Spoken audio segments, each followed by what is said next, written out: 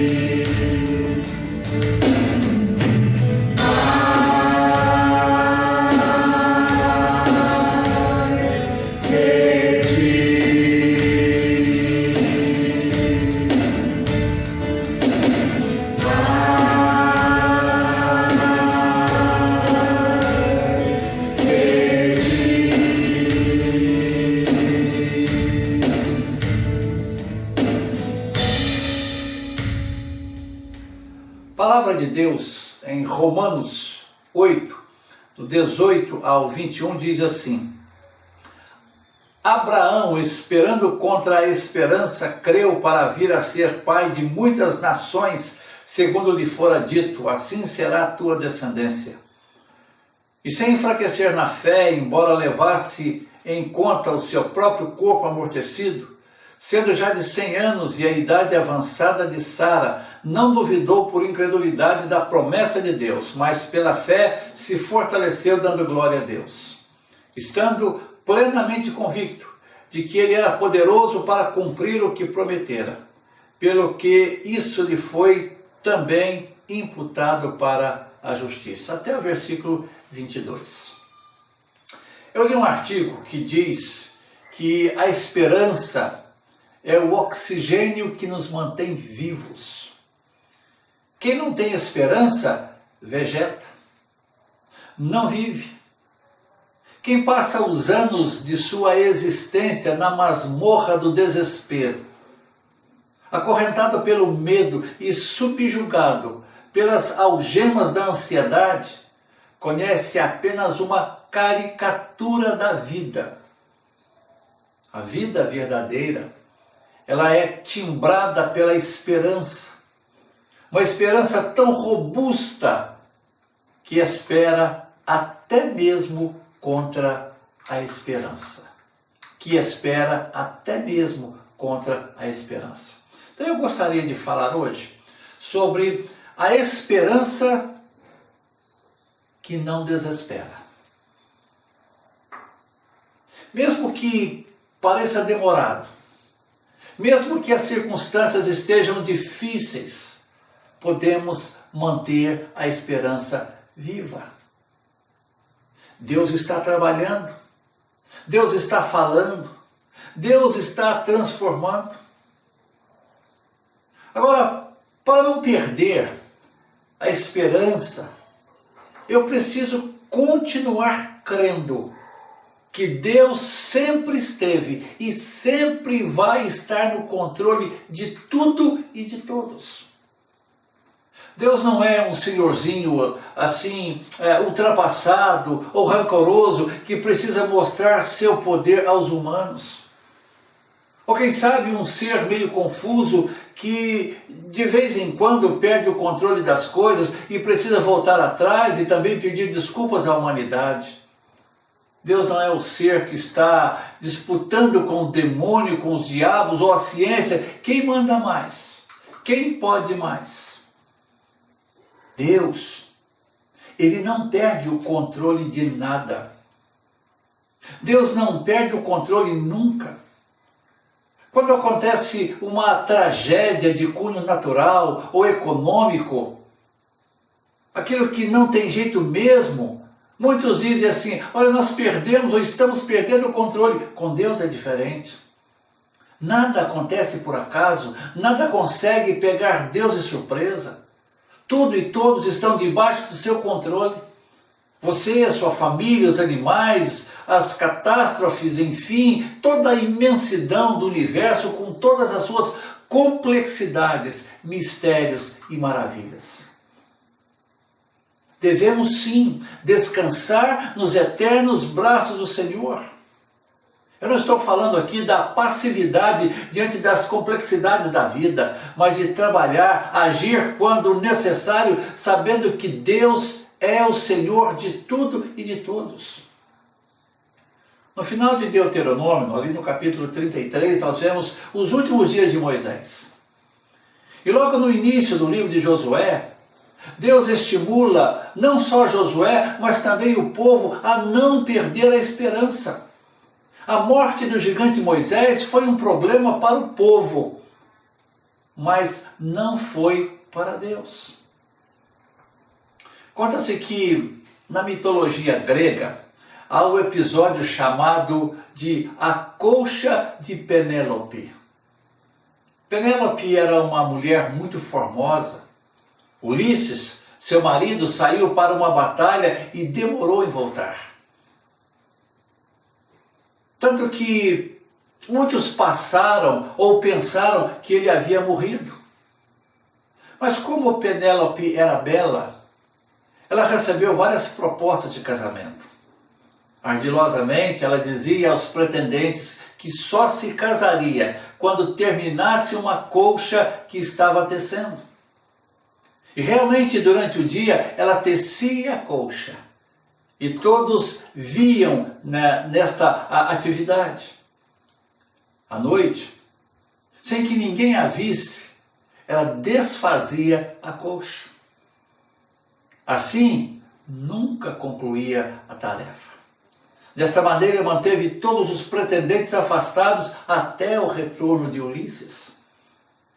Enquanto todos criam que Ulisses estava morto, ela cria que ele estava vivo. E com isso, mantinha em seu coração a chama da esperança acesa. Assim devemos ser. Há um cântico que diz assim, antigo: eu só confio no Senhor que não vai falhar.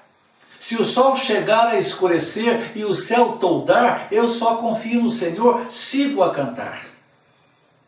O pregador Moody, depois de uma enfermidade repentina, mas terminal, lá longe de casa, ele viajou de trem para morrer em sua casa e, vendo o povo orar em seu favor, disse: afasta-se a terra, aproxima-se o céu, estou entrando na glória.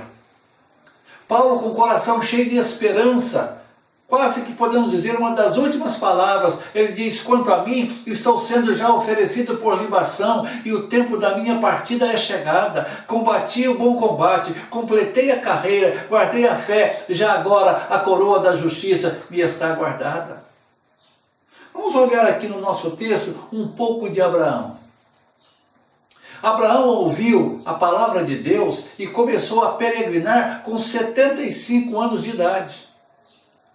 Diz a Bíblia: partiu, pois, Abraão, como lhe ordenara o Senhor, e Ló foi com ele. Tinha Abraão 75 anos quando saiu de Harã.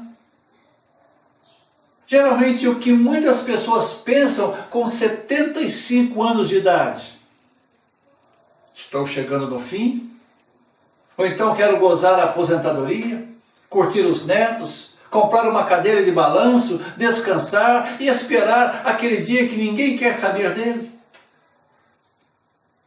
Mas aos 75 anos de idade, Abraão não estava terminando, mas estava começando.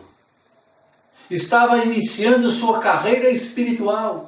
Estava diante do maior desafio da sua vida. Era como se Deus estivesse dizendo a ele: Abraão, esquece a cadeira de balanço, esquece a aposentadoria, a velhice, porque agora a vida vai começar. O trabalho, a vida começa agora. Abraão é constituído pai de muitas nações sem ter um descendente. Ele ouviu isso. Ali em Gênesis 2, 12, 2 diz assim: de ti farei uma grande nação, e te abençoarei, e te engrandecerei o nome, sê tu uma bênção. Não precisa explicar, ou nem entender, apenas creia.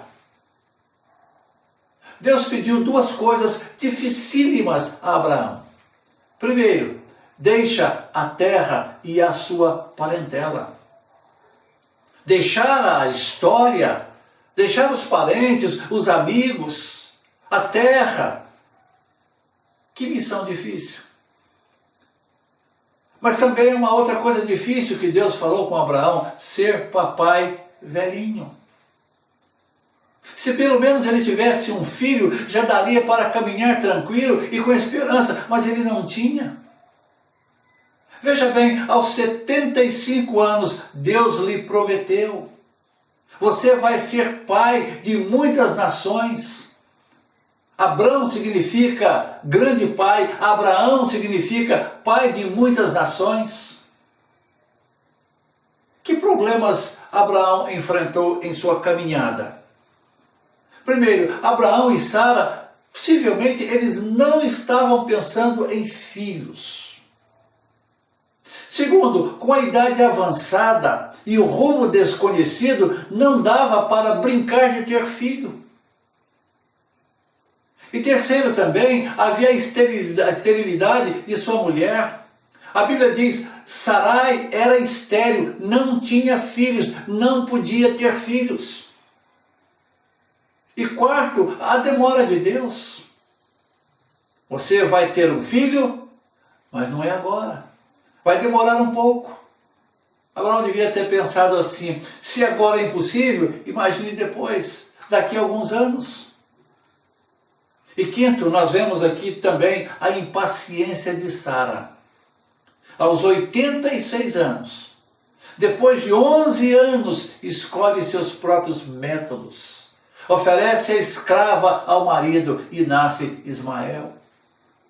Diz a Bíblia, tinha Abraão 100 anos, quando lhe nasceu Isaque, seu filho. Diz também que o corpo de Abraão já estava amortecido, que Sara já havia passado do tempo de ser mãe. Sara ainda era estéril. O bom senso dizia, é impossível, não pode ser. A fé diz, tudo é possível. Abraão esperou 25 anos para ter um filho. Será que temos condições de esperar uma promessa de Deus que Ele nos fez há 25 anos? Crer contra a esperança, às vezes, é contrariar todas as condições possíveis. É crer no impossível, no irrealizável, no ilógico. Veja bem, idade avançada, mulher estéril, demora, falta de planejamento, só por meio da intervenção divina. Abraão confiou e esperou, e Deus cumpriu a promessa. Mas eu penso que o teste mais doloroso, mais desafiador na vida de Abraão foi quando Deus pediu seu filho. Diz a Bíblia, depois dessas coisas, pôs Deus Abraão à prova e lhe disse, Abraão, este lhe respondeu, eis-me aqui. Acrescentou Deus, toma teu filho, teu único filho Isaque, a quem amas, e vai-te à terra de Moriá. Oferece-o ali em holocausto sobre um dos montes que eu te mostrarei. Levantou-se, pois, Abraão de madrugada, tendo preparado o seu jumento, tomou consigo 2 dos seus servos e a Isaque, seu filho. Rachou lenha para o holocausto e foi para o lugar que Deus lhe havia indicado. Abraão sai da tua terra, da sua terra, com 75 anos, veja bem. Depois de 25 anos, nasce o filho da promessa. 14 anos depois, Deus pede para Abraão sacrificar seu filho e ele não nega. Do nascimento até a entrega de Isaque, passaram-se 14 anos. Ao todo, 39 anos do dia da promessa do filho até o dia em que Deus o pede de volta. Não é fácil deixar a terra e a parentela. É impossível crer na possibilidade de ser pai com 100 anos, ainda mais sendo marido de uma mulher que não podia ter filhos, mas tinha que ser dela. Como crer? Mais impossível ainda era ter que entregar, oferecer o filho adolescente em sacrifício. A diferença é que havia no coração de Abraão uma certeza. Deus está no controle de todas as coisas e de todas as circunstâncias. Abraão aprendeu isso em sua jornada. Meu irmão, minha irmã, se você quer ter uma esperança robusta, então encha a sua cabeça, o seu coração com aquilo que pode dar esperança. O nascimento de Jesus fez brotar na história humana, no coração do povo, a esperança perdida. Jesus veio para dizer que Ele é a nossa esperança, que nele existe esperança viva. Ele veio dizer e mostrar que está no controle de tudo e de todos. Olha para a sua vida, olha para a sua situação e faça a seguinte oração: Senhor, eu sei que o Senhor está no controle de tudo e de todos. Agora, se você não consegue fazer essa oração, então diga: Senhor, me ajude a entender que o Senhor está no controle da minha vida, no controle da minha família, da minha situação. Procure fazer dessa oração uma das primeiras do seu dia. Para muitos, a esperança já morreu. Mas se você crê no Deus de Abraão, de Isaac e Jacó, você pode ter uma esperança que não se desespera. Faça como Abraão. Espere em Deus, ainda que contra a esperança. No tempo de Deus, Ele vem em seu socorro. A Bíblia diz que a esperança não confunde, porque o amor de Deus é derramado em nossos corações pelo Espírito Santo. Portanto, você ainda pode ver o seu cônjuge convertido. Você, pai, pode ainda ver seu filho se convertendo. Você, moça, ainda pode esperar um lar abençoado e ter um casamento feliz. A providência de Deus pode sim abrir a porta daquele emprego. Se o amor acabou, a chama do Senhor pode voltar na sua vida. Sabe por quê? Porque Deus está no controle de tudo e de todos. E a nossa esperança precisa estar alicerçada no Senhor. Diante de Deus e dos seus propósitos, todas as nossas argumentações, toda a lógica humana, todo discurso inflamado, toda a ciência, toda a religiosidade, toda a descoberta, toda a nacionalidade, a vida e a morte, tudo e todo ser que respira se cala e se prostra diante daquele que tudo vê.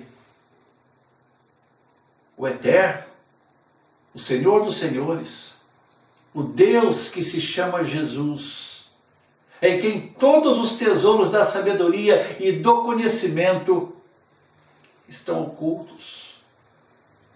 É esse Deus que é o Senhor da história. É esse Deus que aquece a esperança no nosso coração.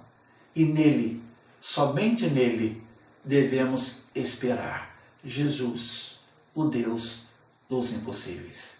Que Ele nos ajude, que Ele nos abençoe. Amém.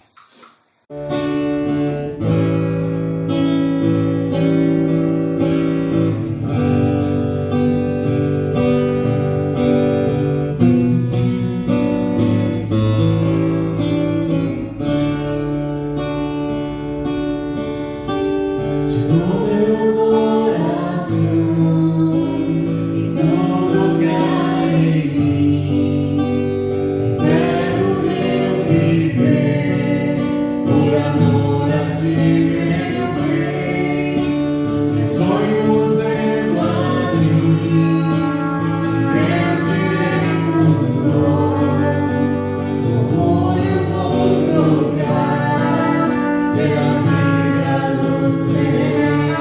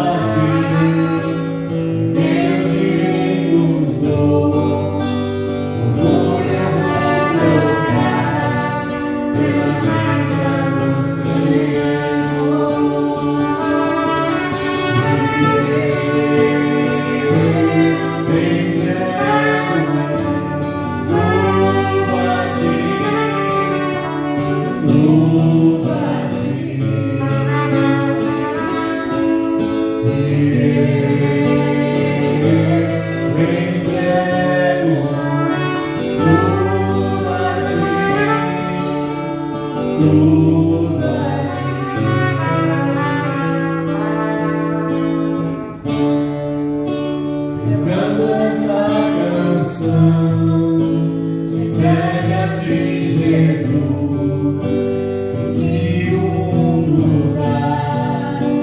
Eu deixo aos pés da cruz, vou conhecer a ti, glória ao louvor, sentindo alegria, partilhando tua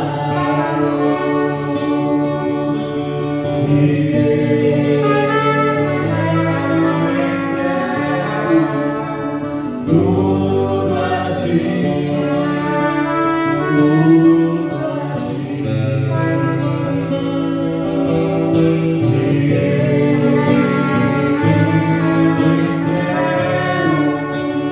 Tudo a ti,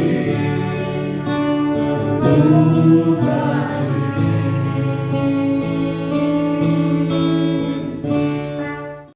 Mais uma vez segue aqui a nossa gratidão por você ter passado esse momento ouvindo a explicação da palavra de Deus, aquecendo o seu coração, para que possamos cada vez mais alimentar a esperança que vem do Senhor.